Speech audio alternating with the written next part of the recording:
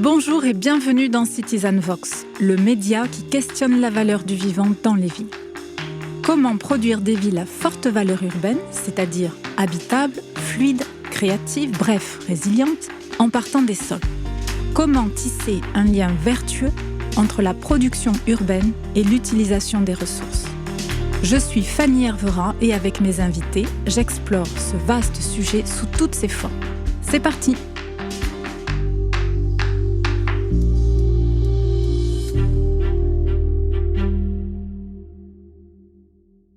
Bonjour à tous et bienvenue pour ce nouvel épisode de Citizen Vox. On va aujourd'hui à la rencontre d'un opérateur public innovant qui œuvre en faveur de la biodiversité dans les villes et en soutien des opérations d'aménagement. Alors pour ça, j'ai le plaisir de recevoir Karine Brizelboux, directrice générale de Seine-Yvelines Environnement. Karine, bonjour. Bonjour Fanny. Alors vous êtes à la tête de Seine-Yvelines Environnement depuis environ 2 ans, je crois. D'abord, peut-être pouvez-vous nous décrire votre parcours? Qu'est-ce qui vous amène à vous intéresser à la biodiversité? Donc je suis de formation initiale, je suis ingénieure agronome et plutôt orientée d'abord sur la production et nourrir les gens. Et au final, j'ai poursuivi avec une thèse qui s'est interrogée sur les interfaces entre l'urbanisme et l'agriculture, le lien était la valorisation des bouts de stations d'épuration en milieu agricole et quel pouvait être l'impact sur la qualité de notre alimentation. Et déjà, sans le savoir, j'étais déjà en train de travailler sur le lien entre l'urbanisme et l'agriculture. J'ai ensuite travaillé pour l'Agence pour la gestion des déchets radioactifs, où j'ai travaillé sur l'ensemble des impacts qui pouvaient avoir lieu autour de ces centres de stockage de déchets, et notamment répondre aux inquiétudes des riverains autour de cette activité, et donc faire tout le suivi de la biodiversité, parce qu'il y a beaucoup de fantasmes sur ces questions-là. J'ai ensuite dérivé pour des questions personnelles et un retour en région parisienne où j'ai travaillé beaucoup sur des installations classées pour la protection de l'environnement, des sites Céveso seuil haut, avec plutôt des enjeux de risque, avec une belle formation sur le terrain de cette approche risque. Et puis il y a quelques années, j'ai rejoint le conseil départemental des Yvelines, qui cherchait à travailler justement sur cette cartographie des risques et des problématiques. Et finalement, on en est arrivé à se dire que cette approche-là pouvait être intéressante sur la question de la compensation et de la reconquête de la biodiversité sur le territoire. Et donc, j'en suis arrivée à prendre la tête de ce GIP pour l'accompagner, le faire grandir et le mettre au service des gens. Alors, c'est un GIP, on va y revenir parce que je pense que cette structure, cette forme en tout cas juridique GIP est intéressante à creuser et à comprendre pourquoi. Mais d'abord, donc le Seine-Yvelines Environnement a été créé en 2018 et est-ce que c'est une initiative précurseur? Est-ce que c'est la seule initiative de ce type, c'est-à-dire portée comme ça par des collectivités locales en France, ou est-ce qu'il y en a d'autres? Alors, il y a d'autres collectivités locales qui ont identifié qu'il était nécessaire qu'ils s'équipent d'expertise sur ces questions de la compensation, ne serait-ce que pour des collectivités qui sont des bâtisseurs, ou des routes ou du logement. Mais c'était la première fois que la réflexion allait vers un service au territoire. Et qui a conduit les départements des Yvelines et les Hauts-de-Seine à mettre à disposition du territoire, donc aux EPCI et à l'ensemble des acteurs du territoire, un service d'expertise, un service avec un regard sur des politiques publiques. Et donc sous la forme d'un groupement d'intérêt public qui a embarqué les 2 départements, les EPCI, quelques communes, on a un syndicat de rivière également qui a adhéré, et puis des très gros aménageurs qui travaillent beaucoup avec le Grand Paris, donc des établissements publics d'aménagement qui sont membres du GIP. Donc nous avons actuellement 12 membres au sein de la structure. D'accord. Donc, c'était pas la première fois que des initiatives comme ça se prenaient. En même temps, sous cette forme-là juridique, et avec un objectif comme ça de politique publique dans les territoires, en tout cas pour toucher les politiques publiques, soutenir les politiques publiques dans les territoires, c'est la première fois et c'est le seul. Depuis 2018, c'est toujours le seul. C'est toujours le seul depuis 2018. Alors, je suis assez prosélyte sur le modèle, donc je suis interrogée pratiquement toutes les semaines par des collectivités qui souhaitent s'engager sur cette question-là, et sans doute on en reparlera tout à l'heure. Lausanne n'y est pas pour rien.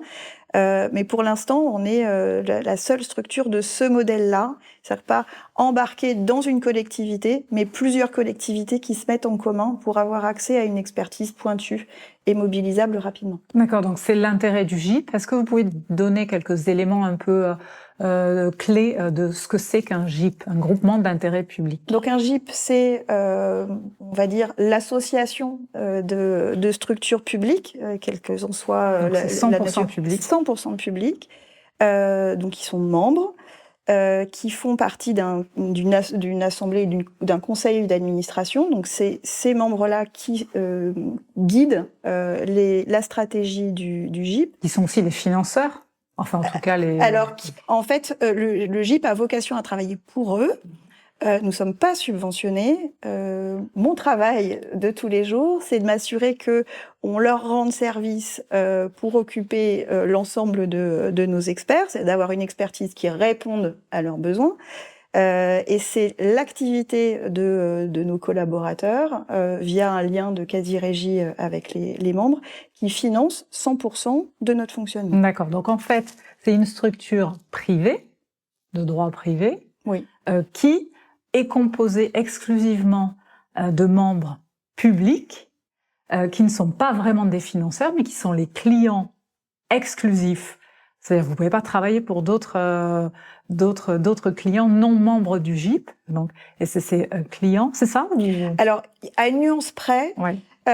Donc on relève du lien de quasi-régie avec ces membres-là et un certain nombre de prérogatives en termes de fonctionnement interne et de gouvernance qui fait que on a ce lien très fluide.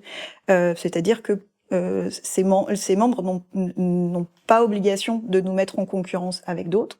Dès lors que ça rentre dans notre compétence, ils peuvent nous saisir immédiatement avec le lien financier qui correspond à l'activité qu'on va produire pour eux. Ce lien de quasi-régie nous autorise à travailler jusqu'à 20% de notre chiffre d'affaires, pas plus, pour des non-membres. On va aller plutôt travailler si c'est ponctuel, pour une commune, par exemple, qui ne serait pas membre, mais ponctuellement aurait besoin de nous, qui est notre objet. Mais il nous arrive de travailler avec des aménageurs privés, des promoteurs, des structures privées qui vont avoir un sens pour le territoire. Le centre d'entraînement du PSG, c'est un sens fort pour le territoire. SNCF, qui est pas complètement public, ça a un sens pour le territoire et donc on va pouvoir travailler pour eux. Donc on a la liberté de choisir nos clients et pouvoir nous adresser à eux dès lors que notre plus-value va avoir un impact favorable pour le territoire. Oui, c'était important que vous puissiez revenir un peu sur la manière dont ça fonctionne, parce que effectivement le GIP, on n'est pas forcément familier de ce genre de structure, et c'est important pour les auditeurs de bien comprendre le fonctionnement et le mécanisme. Donc ce GIP, depuis 2018, il est constitué de collèges, je crois, de différents collèges. Oui, en fait, on a deux collèges en termes d'administration, ouais. de surveillance. On a donc le collège des structures, on va dire, créatrices, donc le département des Yvelines, le département fondateur, merci, et des Hauts-de-Seine. Et puis, ce qu'on appelle le collège 2, qui sont des membres, alors qui sont pas de deuxième zone, qui sont vraiment des membres mais qui n'ont pas tout à fait le même niveau de voix. Le département des Yvelines et des Hauts-de-Seine étant vraiment la structure de tutelle et les autres membres qui sont en train même de s'élargir, puisqu'on a le bloc communal qui s'intéresse de plus en plus à nos propositions, est amené, lui, à s'élargir. Donc, si on cite que les quelques membres un peu du GIP, on a GPSEO, je crois. GPSEO. On a Citalios, l'aménageur. On a Saint-Quentin en Yvelines, Saint-Quentin en Versailles Yvelines. Grand Parc. D'accord. On a le SMAGER, qui est un syndicat de rivière. On a l'établissement public d'aménagement de Paris-Saclay. On a la Société du Grand Paris, devenue Société des Grands Projets. Et puis, on a une autre PCI côté 92. Donc, et de plus en plus de petites communes, des communes intermédiaires qui n'ont pas la capacité d'avoir des services techniques poussés et qui ont besoin d'aide parce qu'ils ont la volonté, poussée par leurs concitoyens, d'adresser ces questions de biodiversité dans leur périmètre. Donc depuis 2018, si on regarde un petit peu votre évolution d'activité, on voit que il y a un très fort gap de chiffre d'affaires, une évolution des chiffres d'affaires assez significative. Est-ce que vous pouvez nous parler un peu du développement de Seine-Yvelines Environnement depuis le début de sa création? Alors, Seine-Yvelines Environnement a été créé, s'appelait Biodif à l'époque, en janvier 2018 et adressait exclusivement à la question de la compensation. 2018, la compensation, ça restait quand même encore assez confidentiel et pris comme la biodiversité dans un projet d'aménagement. C'était un peu la fin de l'histoire et on était appelé un peu en pompier lorsque le dialogue avec les autorités déconcentrées de l'État commençait à se crisper un peu. Au départ, on arrivait plutôt en pompier et le chemin faisant, on a pu, nos clients se sont rendus compte que ces questions méritaient d'être prises en compte très en amont et que c'était même un intérêt financier pour eux de prendre le sujet très en amont, ce qui leur évitait d'avoir à dépenser plusieurs millions d'euros dans le cadre de la compensation et donc dans l'équilibre financier de leur projet, c'était plutôt intéressant. Donc en 2018, Seine-Yvelines Environnement Biodif, c'était 3 personnes. Et donc le temps que les messages passent et que l'expérience fasse, notamment vis-à-vis de nos donneurs d'ordre, on est arrivé à peu près à 2021, où là, l'équipe était constituée d'une dizaine d'experts. Et puis en 2021, le collège 2 et le collège 1 nous ont demandé d'élargir notre offre de services, si je peux m'exprimer ainsi, sur la question environnementale au sens large. Et donc, c'est comme ça qu'on est devenu Seine-Yvelines Environnement, en s'appuyant sur nos expertises, nos écologues, puisqu'on a des écologues spécialistes de la réglementation du code de l'environnement ou de l'urbanisme, mais des spécialistes des milieux humides, des forêts, de la faune, de la flore. On a un spécialiste reconnu sur les chauves-souris, un autre spécialiste sur le pissenlit. Donc on a une agropédologue, une paysagiste, etc. Et donc toutes ces compétences qu'on avait rassemblées pour adresser la question, pour accompagner au mieux les projets d'aménagement en vue d'éviter et de réduire les besoins de compensation, a fait que on nous a demandé d'élargir l'objet en s'appuyant sur les compétences que nous avions déjà rassemblées. Et donc, en proposant des services sur l'urbanisme, faire un urbanisme plus transparent vis-à-vis de la biodiversité, travailler sur les corridors, etc. Et puis, commencer à dégrossir la question un peu RSE, développement durable, et de proposer des outils de ce type-là aux différentes collectivités territoriales qui souhaitaient rendre compte de la manière la plus qualitative possible à leurs concitoyens sur leur démarche. Et donc 2022, on a eu un beau gap d'activité puisqu'on a atteint les 20 personnes. Cette année, on est 26.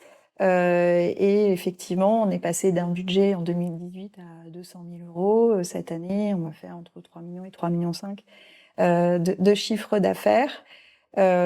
Chiffre d'affaires qui a vocation à recouvrir nos charges et regonfler un peu notre trésorerie qui a été un peu malmenée en début d'année avec tous les doutes qu'il y a pu y avoir sur les sécurités des finances des collectivités territoriales. Et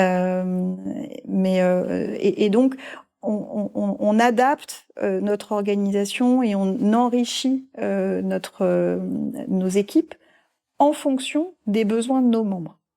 Alors justement, le besoin, est-ce que vous pouvez nous préciser un peu plus le périmètre d'intervention que vous couvrez?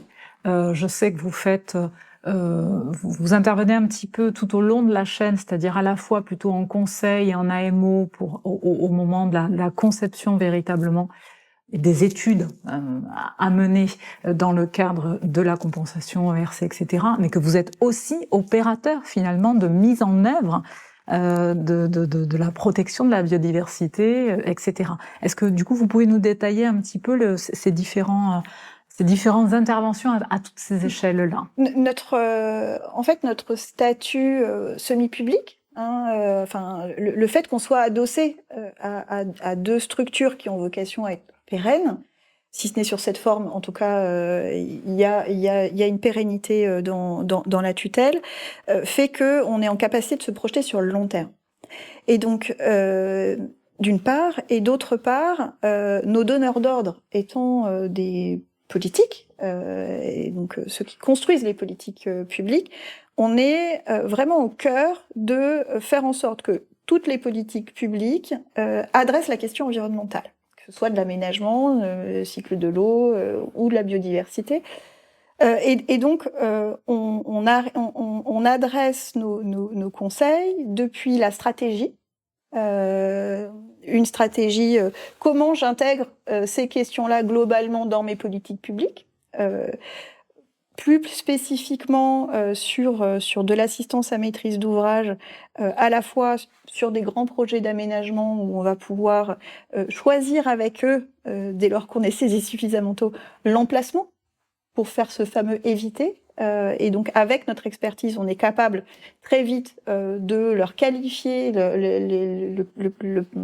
le foncier sur lequel ils ont l'intention et éventuellement proposer de dévier la route de 50 mètres pour éviter d'avoir ensuite des impacts à compenser.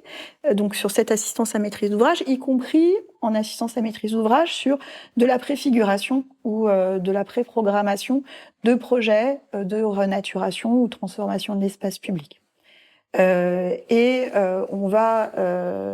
On se charge également, lorsqu'il est souhaité, de faire le lien avec les financeurs. Donc, on a ce rôle-là, en tout cas cette attention-là, de systématiquement, parce qu'on a le sens de la dépense publique, d'aller chercher et d'optimiser en fait les conseils et la programmation pour maximiser les subventions, pour appeler un chat un chat. Pour que le reste à charge soit le plus léger possible.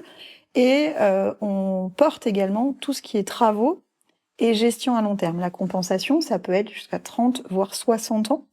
Et donc, c'est nos équipes d'écologues qui suivent et font les travaux de gestion pour mener à bout ce gain écologique.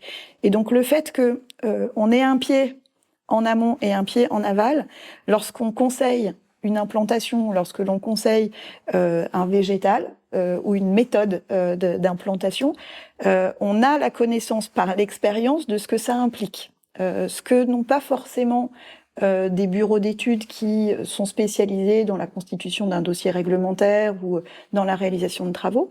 On a l'ensemble de la chaîne de valeur qui fait que on a fait le choix de ne pas rédiger de dossier réglementaire, justement pour pouvoir être plutôt en tiers expert, on va dire en assurance qualité, pour vérifier et assurer nos donneurs d'ordre que les orientations qui leur sont données sont bien les plus intéressantes à court, moyen et long terme, sur l'ensemble de la chaîne de vie de cet espace, puisqu'un espace qu'on transforme, c'est évidemment de la gestion à long terme derrière.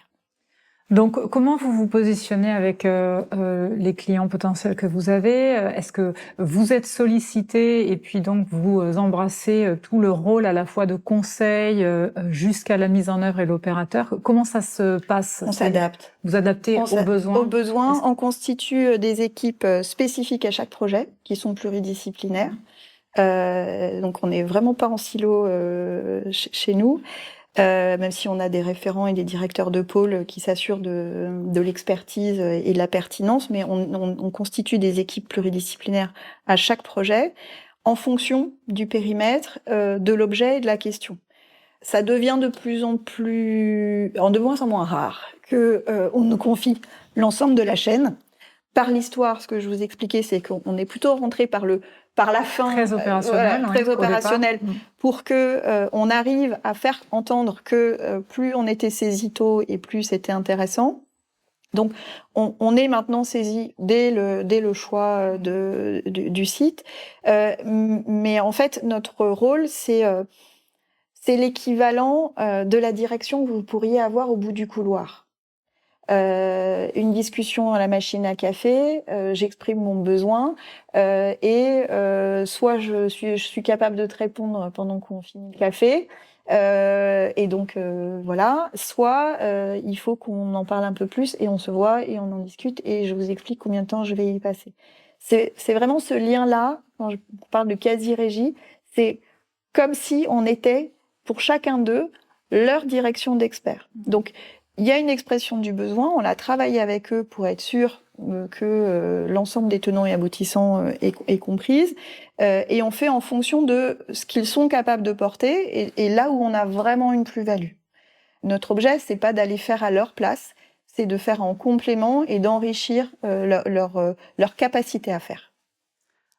Donc, on va peut-être essayer maintenant d'illustrer concrètement par des projets que vous menez, eh bien l'ensemble de vos opérations. Alors, je vous propose qu'on aborde 3 sujets que vous avez déjà évoqués, mais 3 sujets qui est la question de l'ERC, éviter, réduire, compenser, pardon. La question donc de la compensation, et puis la question de la nature en ville notamment. Sur ces 3 sujets, je vous propose à chaque fois d'essayer de définir un petit peu le sujet et puis d'illustrer par un projet ou 2 concret de la manière dont ça se déroule pour Seine-Yvelines et environnement. Donc, la séquence ERC, est-ce que vous pouvez recontextualiser un peu ce que c'est que cette séquence ERC, éviter, réduire, compenser, quel objectif ça poursuit? Alors, la séquence ERC a abouti à une longue décennie, plusieurs décennies d'évolution de la réglementation. La situation actuelle de la réglementation fait que, avec les objectifs qui sont collectifs et l'intérêt collectif de protéger la biodiversité, l'objet, c'est de faire en sorte que les équipements dont on a besoin pour collectivement des écoles, des hôpitaux, des routes et des chemins de fer, ces équipements-là intègrent la question de leur impact sur la biodiversité, au moins sur leur tracé ou là où ils sont. Et donc, le législateur a prévu qu'il y ait cette étude d'impact et cette analyse de risque qui soit faite. Et lorsque on n'est pas en capacité, je prenais l'exemple tout à l'heure de dévier de 50 mètres un projet de route départementale pour éviter d'avoir à passer sur une station de fleurs protégées. Parce qu'il y a plein d'autres contingences, il n'est pas possible d'éviter. On va travailler également sur le projet en lui-même pour faire en sorte de laisser peut-être un peu plus de place aux espèces qui sont, voire les milieux qui sont classés et visés par cette réglementation. Et au bout, ce qui n'aura pas pu être évité ou réduit devra faire l'objet d'une compensation. On est sur une compensation locale.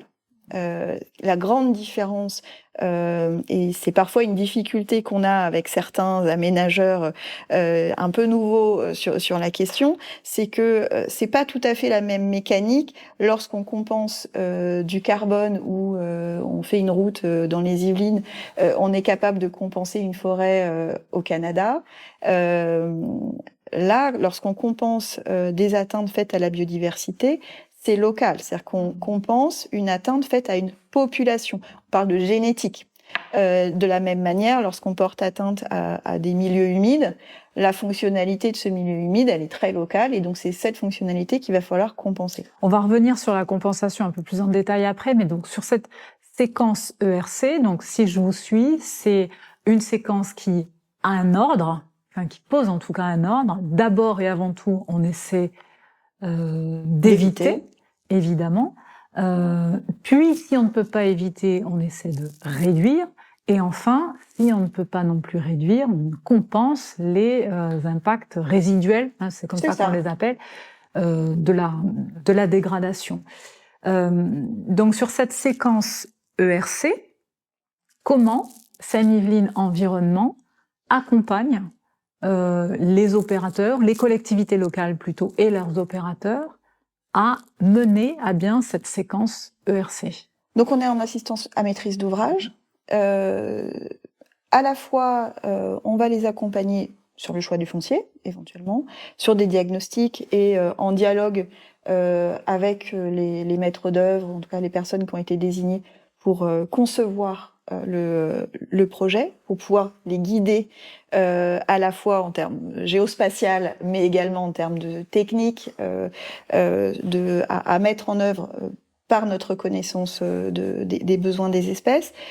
Faut spécifier que le législateur, par pragmatisme, flèche exclusivement des milieux et des espèces protégées. Ça ne veut pas dire que on n'adresse pas à la question de la biodiversité ordinaire, qui est quand même un enjeu, mais là-dessus, sur la séquence ERC, le législateur ne flèche que ces espèces et ces milieux protégés. Il faudra faire évoluer la législation sur ce sujet-là. J'imagine que le ZAN permettra, on en parlera tout à l'heure, permettra d'adresser cette question-là. En tant qu'écologue et en tant que porteur d'une politique générale sur cette question de la biodiversité, c'est un regard qu'on porte en complément. C'est-à-dire que effectivement, dès lors que on arrive à travailler avec les aménageurs pour éviter de porter atteinte à un milieu protégé ou à une espèce classée, évidemment que le corollaire, c'est que on protégera des espèces patrimoniales ou globalement les intérêts de la biodiversité. Donc on va être en conseil, à la fois en conseil sur des choix et des orientations on va dire architecturaux, pour faire large. Est-ce que vous pouvez nous donner un exemple pour illustrer un projet on a pu accompagner le conseil départemental des Yvelines sur une rénovation et un agrandissement d'un collège. Se poser la question... Qui se situe où ? Dans les Yvelines. Dans les Yvelines, d'accord. Pardon. Non, mais dans les Yvelines, pardon. Le nom de la ville m'échappe, donc disons dans les Yvelines. Et il s'avère que dans une partie de la parcelle concernée se trouvait une zone humide difficile à identifier par un néophyte, mais en tout cas identifiée comme zone humide potentielle par le législateur.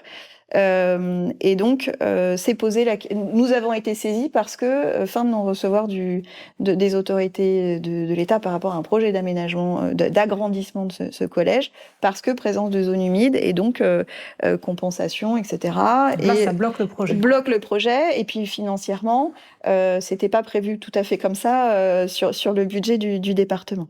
Et donc c'est là où on a été appelé en conseil et on est intervenu pour retravailler le positionnement des plateformes, retravailler avec l'architecte sur comment on pouvait modifier la façade et mieux dessiner les zones vraiment avérées, des zones avérées de zones humides, et donc se porter en dialogue avec les autorités de l'État pour faire reconnaître le lieu exact de la zone humide, qui était un petit peu plus restreint que ce qu'ils avaient anticipé, et de l'autre côté, travailler des orientations de façade ou des mises en œuvre de dalles qui soient les plus cohérentes possibles avec la présence de cette zone. Donc là, vous avez des compétences en urbanisme, aménagement au sein de Seine-Yvelines Environnement et d'urbanisme Alors, on a des compétences urbaines, on se positionne pas comme ça, ouais. Mais par contre, on est en capacité de discuter, en tout cas d'apporter des arguments avec une compréhension. Notre travail, en fait, c'est pas d'être des écologues qui empêchent, c'est d'être des écologues qui permettent. Et donc, notre métier, c'est de comprendre les contraintes de notre interlocuteur pour arriver à identifier les leviers, les zones de liberté, les degrés de liberté par rapport au projet, et de pouvoir trouver un consensus, non pas un compromis, puisque le législateur est très clair, mais un consensus sur Donc sur vous cette faites approche. bouger les lignes un peu de part et d'autre, finalement, y compris du point de vue de l'aménageur, vous aidez à intégrer cette question. À intégrer cette question, et donc vous parvenez petit à petit à faire en sorte que l'aménageur, lui, fasse un effort aussi. Oui. Et ils sont de plus en plus demandeurs, et notamment nos dialogues avec les promoteurs privés qui viennent nous voir de plus en plus, dans la limite de notre capacité à y répondre. Il y a une demande sociétale très forte pour qu'ils changent de paradigme. Clairement, ils se disent démunis sur cette question. Il était déjà assez compliqué pour eux de comprendre que la végétalisation de leur programme, c'était pas à la fin, mais si on pouvait le prendre au début, architecturalement, c'était quand même beaucoup plus facile. Donc, ils ont déjà quelques années à l'intégrer. Et là, autant dire que la place de la biodiversité plus largement et de leur impact, c'était compliqué. C'est d'autant plus délicat que la végétalisation n'est absolument pas de la protection de la biodiversité, et que parfois même ça peut être contre-productif. Complètement. Je reviens juste sur le projet que vous évoquiez et que vous avez accompagné dans la séquence ERC. Du coup, ça a donné quoi comme résultat concrètement? Eh ben, le résultat, c'est que on a pu déjà apaiser le dialogue entre les deux parties. On a pu démontrer où étaient les impacts et comment on pouvait les prendre en compte. Le résultat, c'est que les travaux n'ont pas été arrêtés pendant 18 mois, mais pendant 2 mois, le temps que le dossier puisse être déposé auprès des autorités. Un blocage total de la situation pendant des mois. On évite d'avoir des enfants qui se retrouvent en plein milieu d'un chantier pendant 1 an. On évite d'avoir à payer des indemnités aux entreprises parce que les travaux. Et donc on évite une dépense publique qui aurait pu être très dommageable, et y compris dommageable pour la cause. Parce que l'objectif, c'est quand même de protéger ces milieux et de la biodiversité. C'est pas des empêcheurs de tourner en rond, dès lors qu'on prend le sujet en amont. Est-ce que le programme a beaucoup bougé? Le programme initial et le programme à la fin? Non. Suite à vos conseils, non. Suite à votre accompagnement? Non, on était vraiment à la marge. D'accord. C'était des ajustements à faire. Okay. En fait, dès lors que c'est plus des ajustements, là, on va rentrer dans la compensation. Ouais, bien sûr. Et là, c'est un autre pendant de la manière dont on accompagne les porteurs de projets. On est toujours dans la sobriété de la dépense publique et de l'efficacité de la dépense publique par rapport à ces questions de compensation. Alors, la compensation, puisqu'on y est, vous pouvez redéfinir un petit peu la compensation, c'est d'aller créer à une distance qui est cohérente avec les paramètres que j'indiquais tout à l'heure, c'est la capacité de l'espèce en question, végétale ou animale, à se reporter sur un autre espace dont on aura préparé l'arrivée par des travaux, une ouverture de milieu, la création d'une mare, des travaux sur ces espaces pour le rendre accueillant pour l'espèce, voire le milieu concerné. Et c'est pas on est vraiment sur un lien de la population, on est sur la génétique, vraiment. Et donc, on a des distances à respecter en matière de foncier à mobiliser pour venir compenser ces impacts. Donc notre travail, c'est d'identifier ce foncier qui soit cohérent et de proposer des travaux et des modalités de gestion qui nous permettent d'atteindre, en général, le législateur nous laisse 5 ans pour atteindre le gain écologique attendu. Donc on est bien sur du gain, c'est-à-dire qu'il y a l'idée d'absence de perte nette. Pour les espèces qui sont pilotées, on a à cœur, parce que nos écologues sont des écologues passionnés, on a à cœur que ça ne réponde pas que uniquement, on coche pas la case. On va également chercher les espèces patrimoniales et on va faire en sorte que nos plans de gestion soient favorables le plus largement possible pour que le gain écologique soit le plus large et que finalement, certes, ce mécanisme de la compensation tel qu'il était pris tout au début, était une façon de s'acheter un droit à passer au travers de zones et de stations protégées. Notre objectif, en tant que garant de ces politiques publiques et investis pour le territoire, c'est qu'on ait bien des solutions pour rendre possible ces aménagements dont on a besoin, mais que ça ne se fasse pas au détriment de la biodiversité et qu'on y trouve un gain. Donc ça mobilise des fonds, cette mécanique de la compensation mobilise des fonds qui sont à vocation de gains écologiques fléchés sur les espèces qui sont concernées. Et notre travail depuis 1 an et demi, c'est l'orientation que j'ai donnée, c'est que de l'autre côté, on a des porteurs de projets, souvent des communes, modestes ou pas, qui ont des projets de reconquête écologique, mais pour lesquels les investissements sont colossaux par rapport à leur capacité de financement, y compris en ayant mobilisé des subventions de l'État.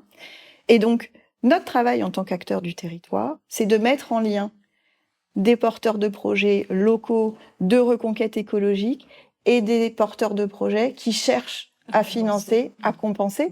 Et donc, plutôt que de mobiliser un foncier spécifiquement pour ce gain écologique ex nihilo, même si on vérifie toujours cette cohérence par rapport à des corridors écologiques, des trames vertes, des trames bleues, on va quand même aller chercher ça, c'est notre rôle, même si le législateur ne le demande pas, mais c'est ce qu'on fait. Donc ça va mobiliser des fonds publics sur cette question-là, pendant qu'on a une volonté territoriale de gain écologique de l'autre côté qui ne trouve pas de fondement. Vous organisez le mercato de la compensation. On organise le mercato de la compensation pour que finalement la mobilisation de cet argent public vienne effectivement rendre le service qui est attendu de la compensation, mais que finalement on ait rendu service également dans la valorisation du territoire avec un portage politique local. Et du coup, ça fait école puisque on a maintenant donc des communes qui, parce que de bouche à oreille, nous appellent pour dire moi aussi j'ai un projet, donc si vous pouvez me mettre sur la liste, ça nous intéresse. Des propriétaires fonciers, les Yvelines, alors je parle beaucoup des Yvelines parce que la compensation adresse quand même beaucoup la question des Yvelines, les Hauts-de-Seine ayant d'autres problématiques qu'on accompagne. Les Yvelines, c'est 1/3 de forestiers, 1/3 d'urbanisme, 1/3 d'agricole. Le forestier, c'est 80%, c'est des petits propriétaires forestiers. Et donc, on a des petits propriétaires forestiers qui nous appellent spontanément, qui nous disent, voilà, moi j'ai du foncier forestier, dont je ne fais rien, je ne sais pas comment m'approprier cet espace et je ne souhaite pas confier la gestion de mon espace à un opérateur du bois qui va venir, j'ai pas confiance, à tort ou à raison, c'est pas à moi de juger, mais en disant j'aimerais que vous valorisiez en fait, j'aimerais contribuer. Est-ce que je peux contribuer à cet objet de reconquête écologique et donc, ça nous permet de flécher ces espaces-là aussi pour de la compensation, ce qui permet à ce propriétaire foncier qui finalement n'avait pas de revenus, d'avoir une petite compensation et de tirer un revenu de sa forêt, qui vient contribuer à de la reconquête écologique et qui rend service à l'aménageur qui, lui, finance quelque chose qui fait sens pour la collectivité également. Et on a la même chose avec des agriculteurs, puisque avec nos mécanismes, on vient sécuriser une partie de leurs ressources économiques dont ils ont beaucoup besoin en ce moment. Et donc, sachant que les agriculteurs, c'est 1/3 aussi du territoire. Donc, avec cette mécanique de mise en lien des besoins, on arrive à rendre service. Je vous parlais là d'une commune qui souhaite reconquérir un espace dégradé. On a pu également rendre possible un dialogue entre des agriculteurs et des riverains qui étaient bloqués, embourbés avec un très mauvais jeu de mots depuis des années. Donc dans un village situé en pied de colline avec une parcelle agricole de 50 hectares.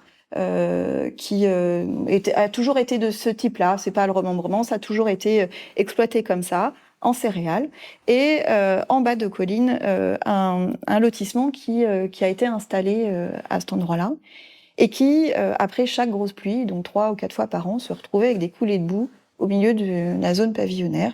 Et donc, forte opposition entre les agriculteurs qui qui font leur métier et les riverains qui se retrouvaient sous ces coulées de boue, et donc avec des très fortes tensions locales. Impossibilité de trouver une solution, d'en sortir par le haut pour trouver une solution. Le fait que on arrive avec des solutions de financement.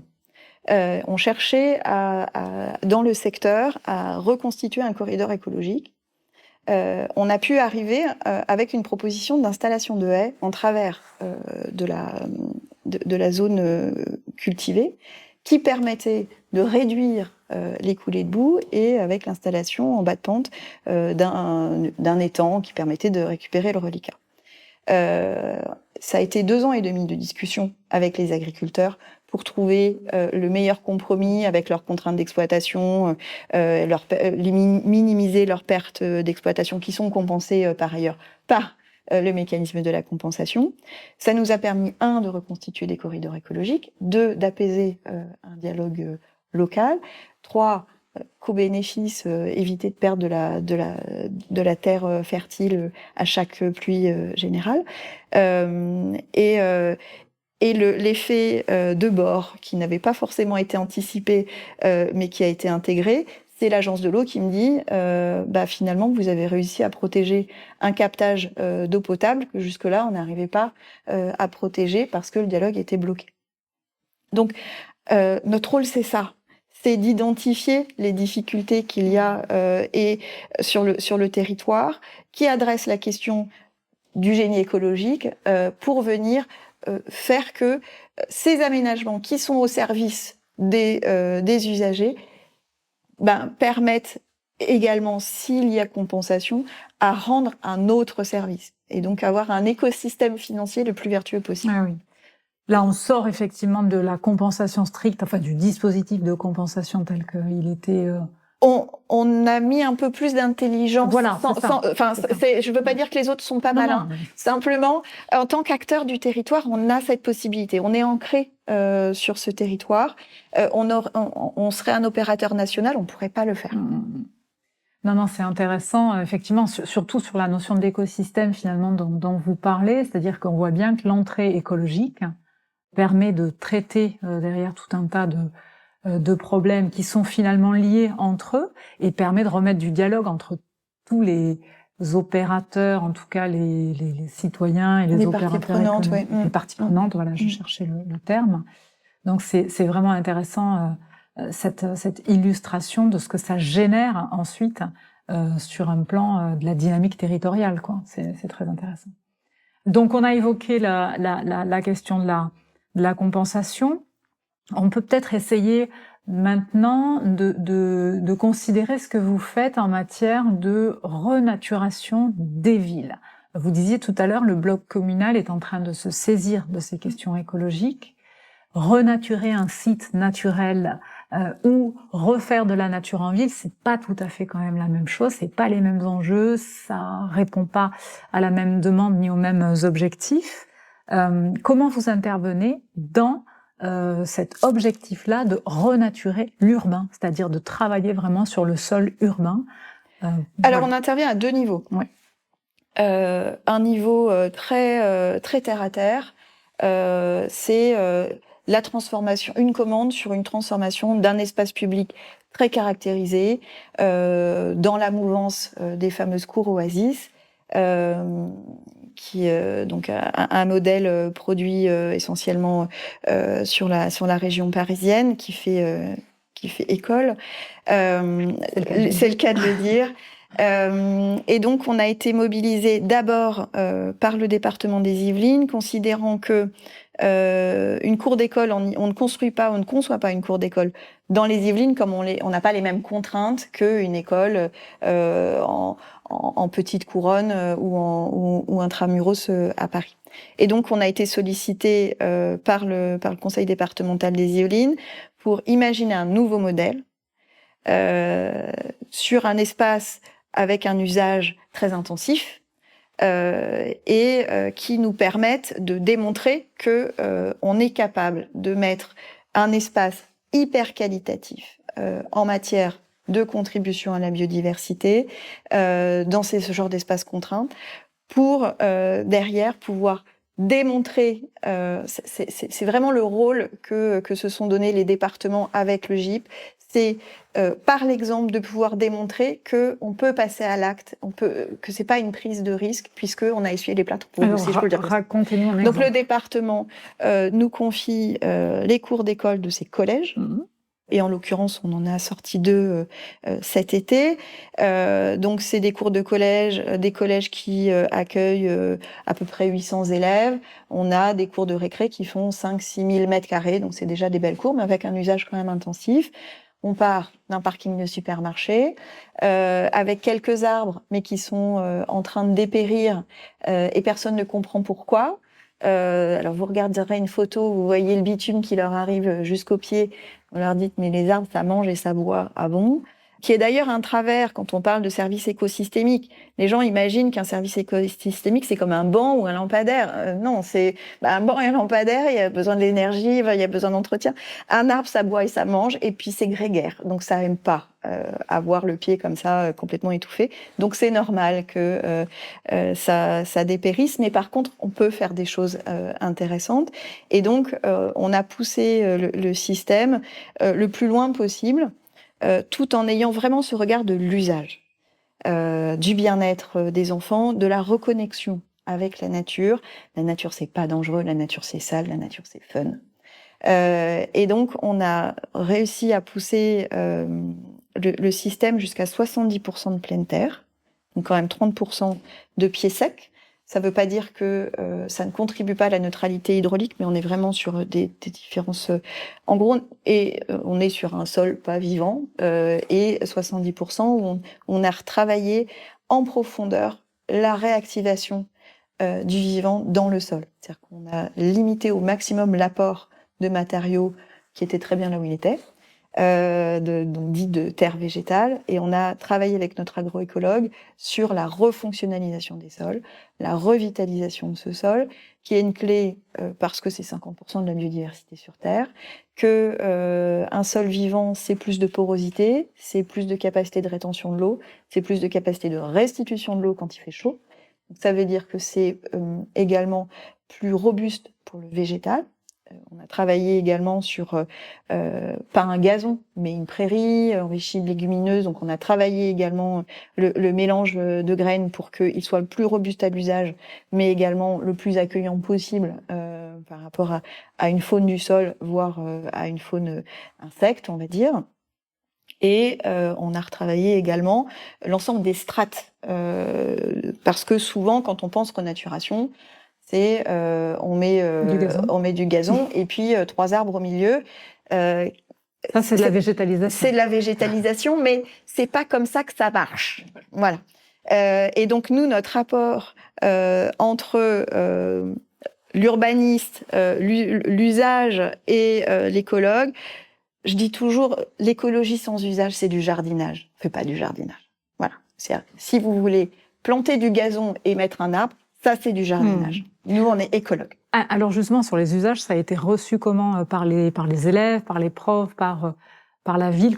Voilà, le projet a été livré. Hein. Le projet a été livré. Donc, on a 2 projets qui ont été livrés. L'objectif, c'était de faire 50 cours en 6 ans. Les contingences budgétaires font que ça va être étalé un peu plus dans le temps, mais on a pu démontrer le système.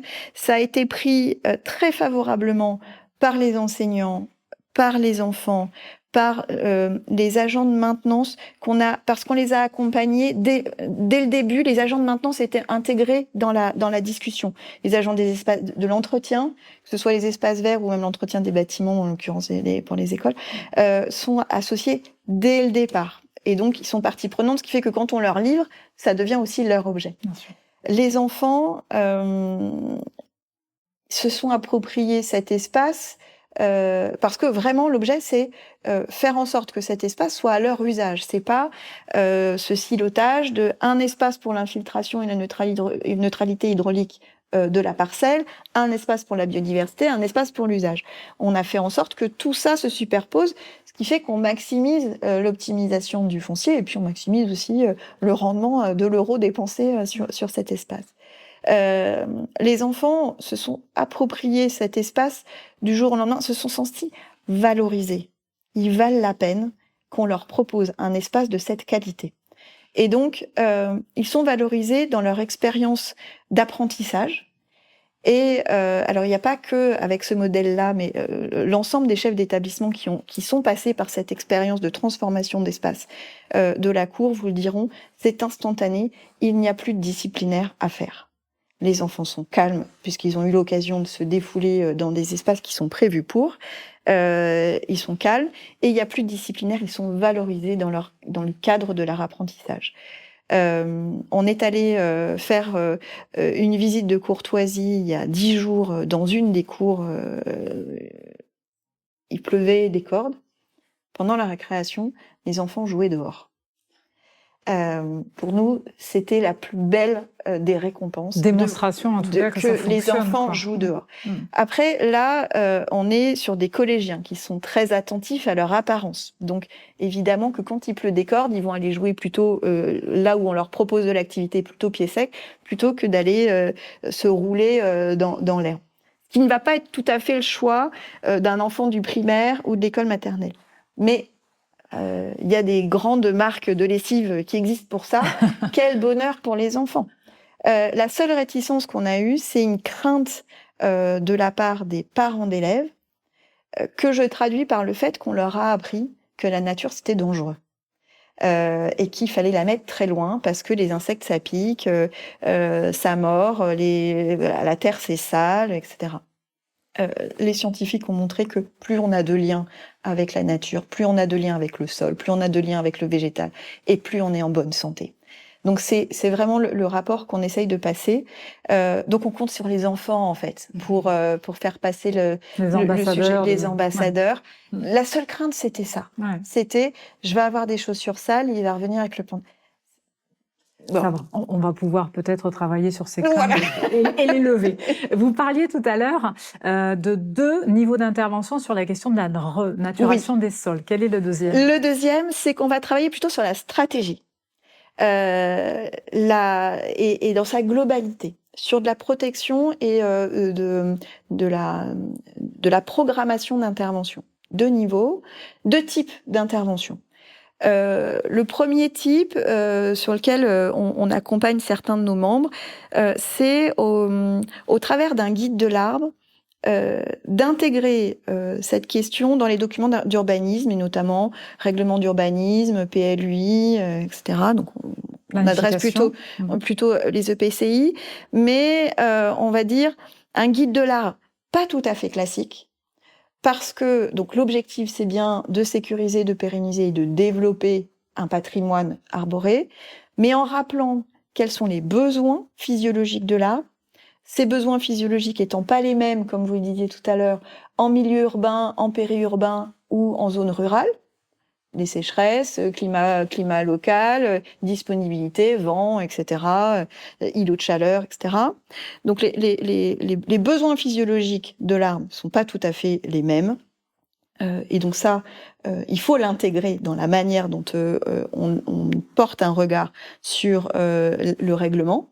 Et puis, de l'autre côté, les fonctions attendues de l'arbre, qui ne sont pas que des fonctions esthétiques de paysage ou fonctionnelles de type contribution à l'îlot de fraîcheur, mais également des questions qui étaient difficilement adressées jusque-là parce que très obscures lorsqu'on parle de trame bleue, de trame brune, de trame verte, la contribution de l'arbre au cycle de l'eau, attendu qu'il a été démontré que c'est pas la pluie qui fait l'arbre, c'est l'arbre qui fait la pluie. Que certaines pratiques ont conduit à localement de la continentalisation, j'ai réussi à le dire, du climat, alors qu'on avait un climat tempéré jusque-là, c'est-à-dire qu'il pleut toujours autant qu'avant, mais de manière plus extrême. La densité du végétal a un rôle très important, et la qualité, la nature du végétal qu'on met en place, c'est-à-dire du végétal de climat tempéré, avec de l'évapotranspiration et tout son lien avec le sol, est très dimensionnant. Et donc, on rentre dans le guide de l'art sur ces considérations, et en intégrant également ce qu'on appelle le patrimoine emprunté.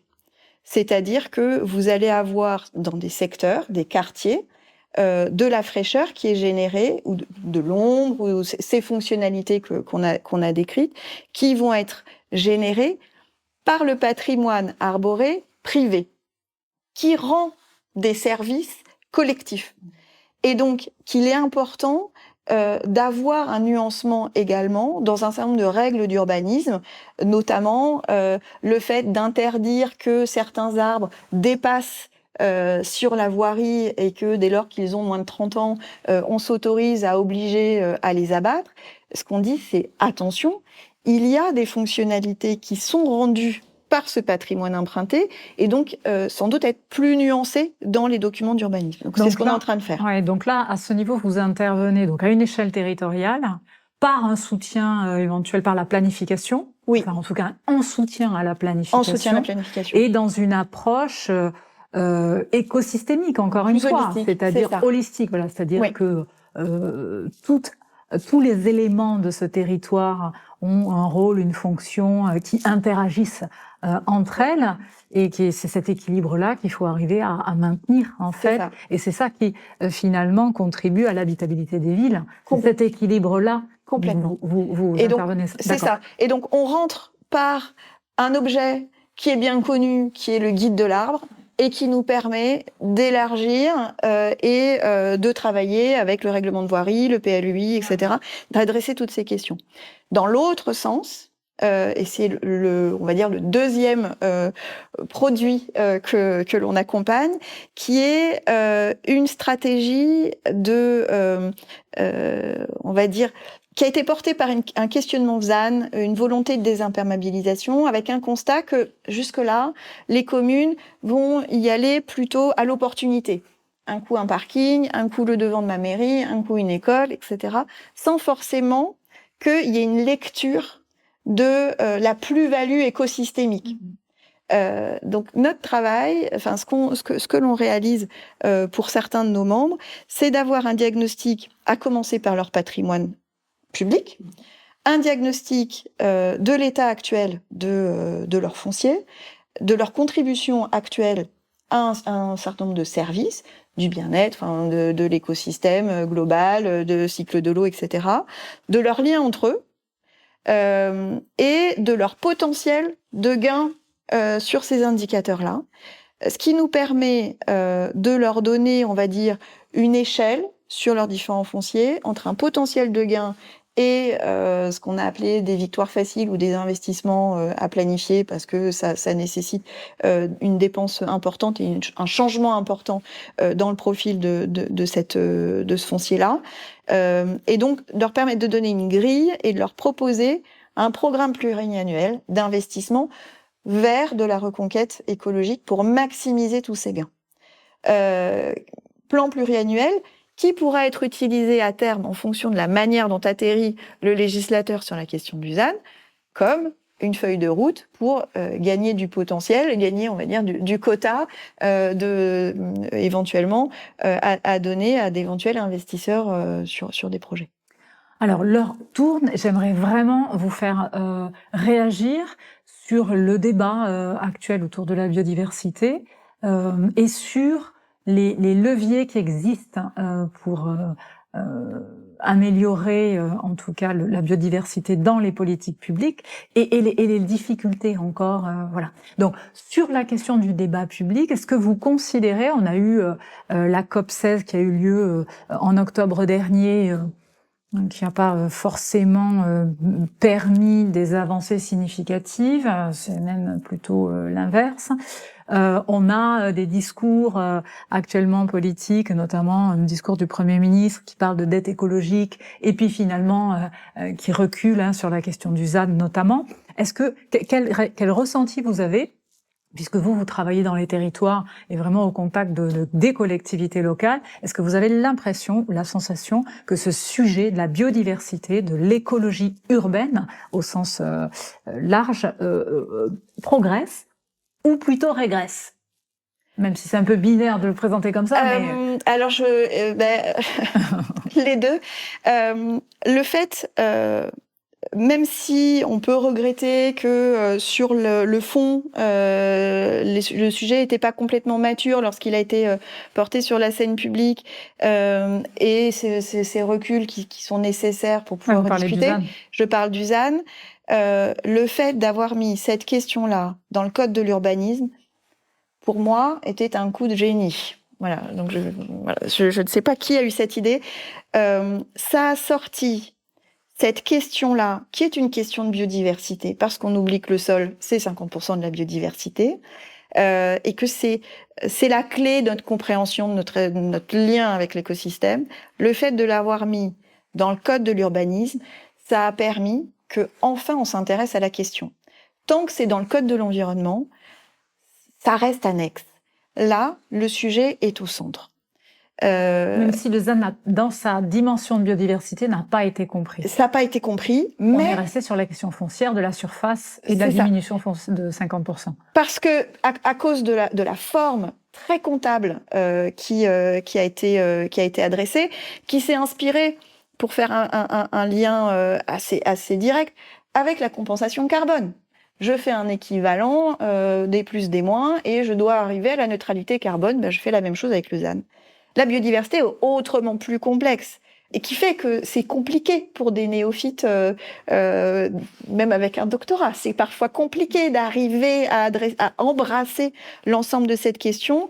Et donc, notre rôle chez Seine-et-Yvelines Environnement, c'est d'arriver à rendre audible et compréhensible les différents enjeux qui se jouent autour de cette biodiversité, sans être non plus anxiogène, mais de montrer ce qui peut être fait, et de mettre en évidence des leviers de financement et de gains globaux qui peuvent être obtenus par cette question-là. Donc pour moi, le fait d'avoir créé le ZAN n'atteint pas son objectif en tant que tel, mais indirectement a permis, c'est dramatique, de générer un tel désarroi, je suis très cynique, mais en fait pas, un tel désarroi sur cette question. Tout le monde en a parlé, et donc il y a eu un débat, et donc on s'est intéressé à cette question-là. On l'aurait mis dans le code de l'environnement, personne n'en aurait parlé. Ce qui n'a pas fait complètement avancer le sujet, mais qui, de mon point de vue, a fait que nous, ça a déclenché des discussions avec les communes. Et non, comment je fais ? On a des solutions, regardez, on peut vous proposer. Et il y a des financements. Et puis surtout, il y a une compréhension du sujet qui se met en place. Qui n'était pas du tout le cas aujourd'hui. Donc là, on avance, y compris dans la compréhension du sujet. Dans la compréhension du sujet. Et du coup, on arrive en plus donc à ce que ça ne soit pas de la biodiversité contre des logements pour les gens qui en cherchent.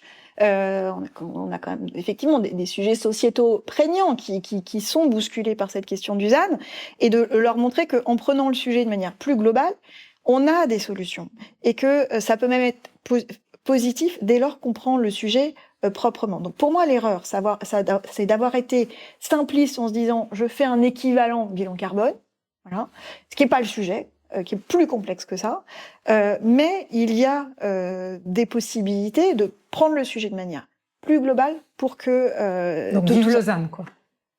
Pas sous cette forme-là, mais par exemple, on est en train de réfléchir chez Seine-et-Yvelines Environnement à comment on pourrait créer un équivalent de ce qu'on a imaginé en termes de mécanismes de valorisation de la compensation. Comment on peut faire pour que la biodiversité, c'est aussi le sol, comment je peux faire de la compensation sur du sol qui soit valorisé. Qui soit valorisé. Donc c'est là que vous m'amenez à vous poser la question de comment vous travaillez avec les aménageurs. Par exemple, vous travaillez avec des aménageurs. Qu'est-ce qui peut coincer pour les aménageurs dans cette question de la biodiversité. Je sors du ZAN strict, mais de la question de la biodiversité. Qu'est-ce qui coince aujourd'hui? C'est quoi les freins que les aménageurs peuvent avoir pour vraiment se saisir de cette question et en faire quelque chose? Le fait que, à tort, ils sont persuadés que c'est quelque chose de compliqué, mais on est là pour ça. D'autres sont là aussi pour ça, que c'est compliqué. Pendant longtemps, il n'y avait pas beaucoup d'interlocuteurs. Et les promoteurs, c'est ce qu'ils nous disent, c'est que déjà, c'était compliqué de mettre 3 arbres. Là, ces histoires de biodiversité, nous, on n'est pas agréés pour ça. Donc, on leur demande de prendre un virage très serré, ce qui fait qu'ils viennent nous voir. Pour qu'on puisse les conseiller, les orienter. Ça, c'est notre rôle de territoire. Donc, ce qui manque, c'est des gens qui soient en capacité de les appuyer, de leur montrer que c'est pas compliqué. Techniquement, c'est pas compliqué. Que toutes les techniques existent. Qu'il s'agit, mais de la même manière, c'est-à-dire que les maîtres d'œuvre qui ont l'habitude de faire du jardinage urbain, on leur demande de faire de la biodiversité, eux aussi doivent se gréer. Mais de la même manière que Seine-et-Yvelines Environnement, qui a pris le virage un peu plus tôt, parce que nos administrateurs sont des gens de terrain, ils nous ont dit, nous, on va commencer à manquer de ce genre d'expertise. Ça a été notre rôle de nous transformer et de faire rentrer dans le pool d'expertise des gens qui soient en capacité de produire de la compréhension et des solutions techniques. Les solutions techniques existent, elles sont éprouvées depuis longtemps. Les financements existent. L'agence de l'eau, l'OFB, le CEREMA produit aussi de la connaissance, l'ADEME, tous les services de l'État sont mobilisés sur cette question. L'agence de l'eau sort son 12e programme de subvention qui s'appelle Biodiversité, eau et biodiversité. Donc cette question, elle est adressée. Tous les services se sont mis en ordre de marche. La question donc vous, à Seine-et-Yvelines Environnement, vous faites aussi de l'ingénierie financière? On fait de l'ingénierie financière. Systématiquement, en fait, notre but, c'est de rendre possible. Donc, à la fois rendre possible par la compréhension, par la démonstration, par des pilotes, par l'exemple, que on peut aller dans cette direction sans prendre des risques inconsidérés. Parce que c'est quand même important pour l'aménageur, c'est d'apporter de la technique, de la compréhension et du financement. Et de la valorisation. Vous parliez de valorisation, c'est aussi pour ça que j'ai rebondi sur votre propos. La question de comment on valorise les efforts réalisés pour la biodiversité est aussi un sujet. Aujourd'hui, ces efforts-là, c'est dans le bilan d'opération, c'est coût qui s'accumule. Donc vous parliez de ça, je crois, d'une manière de valoriser. Une manière de valoriser, entre opérateurs de compensation, on discute beaucoup de comment on crée un crédit biodiversité. Ça tourne beaucoup.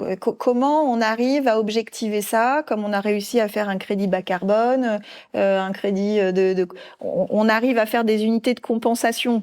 Donc on doit être en capacité, clairement, de sortir un crédit biodiversité à la française. Donc dans le bilan d'opération, ça serait un actif, finalement, à poser dans le bilan, et en face de la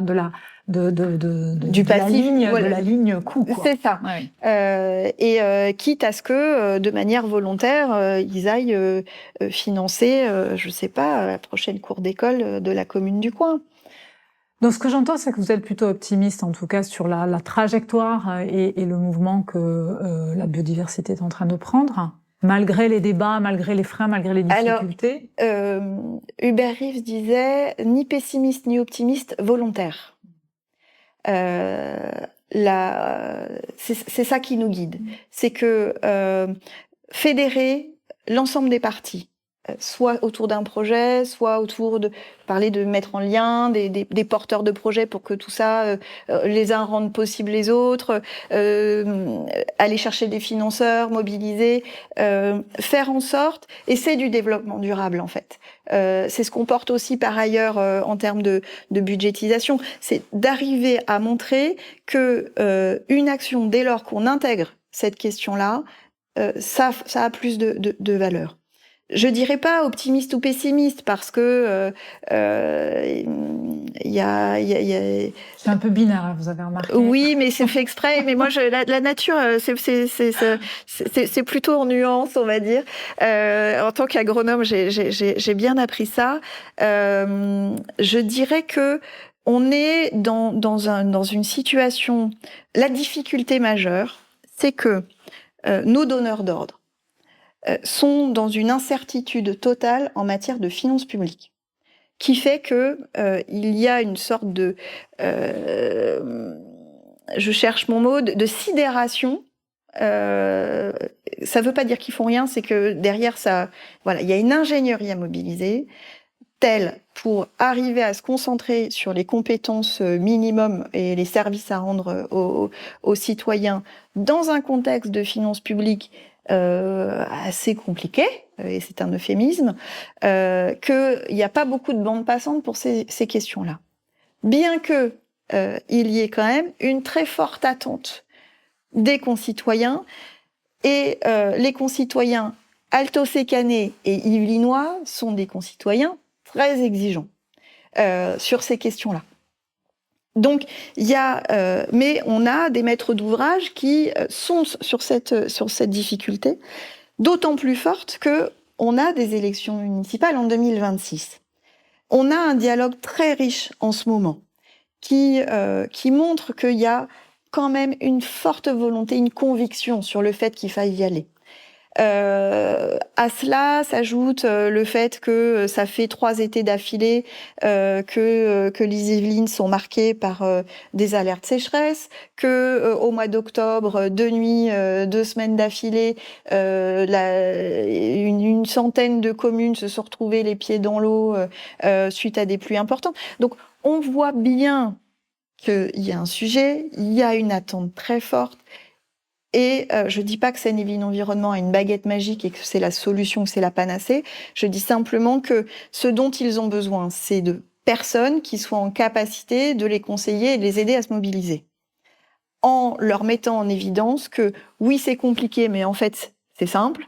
Que oui, c'est cher, mais c'est financé jusqu'à 80%, et que avec notre ingénierie, on peut même être en capacité de s'assurer qu'on est en neutralité, y compris sur des externalités qui jusque-là n'ont pas forcément été vues.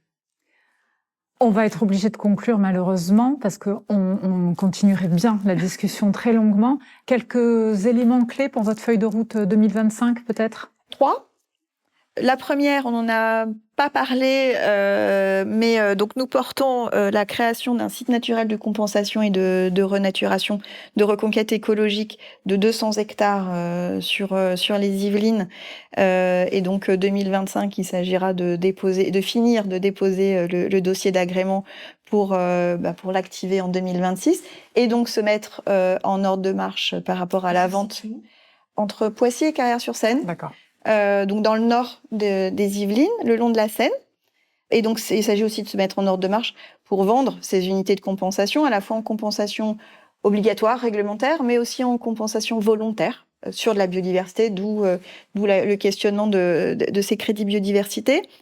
Le deuxième sujet, je vous parlais des inondations qui avaient marqué le territoire, c'est d'arriver à accompagner le bloc des EPCI et des communes sur la question du ruissellement, qui est bien plus large que la manière dont la question de la pluie est prise d'un point de vue urbanistique, VRD, mais c'est une gestion globale de territoire.